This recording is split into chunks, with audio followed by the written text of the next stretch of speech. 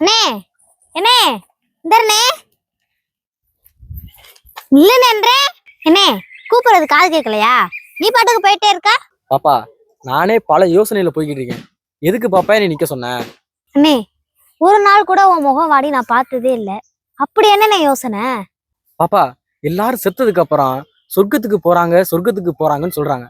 அந்த சொர்க்கம் எப்படி இருக்குன்னு அதான் பாப்பா ஒரே யோசனையா இருக்கு. அண்ணே எல்லாரும் செத்ததுக்கு அப்புறம் தான் சொர்க்கத்துக்கு போறாங்கன்னு இல்லைண்ணே, நம்ம வாழ்ற வாழ்க்கையிலே சொர்க்கம் இருக்கு.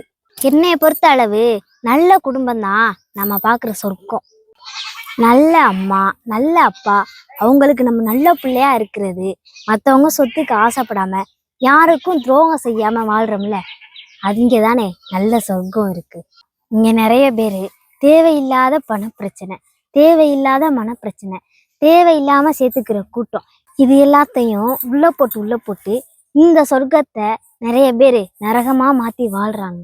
நம்ம குடும்பத்துக்காக எதை வேணாலும் இழந்துடலாம், ஆனா ஒருபோதும் நம்ம குடும்பத்தை இழந்துடக்கூடாது. ஏன்னா அந்த சொர்க்கம் திரும்ப கிடைக்காதுன்னே. எல்லாரும் இந்த சொர்க்கத்தை காப்பாத்தி வச்சுக்காங்க. புரிஞ்சுக்கிட்டு வாழ்றதுதான் வாழ்க்கை. ஏன்னா இந்த பூமியில கொஞ்ச காலம்தான் வாழ போறோம்.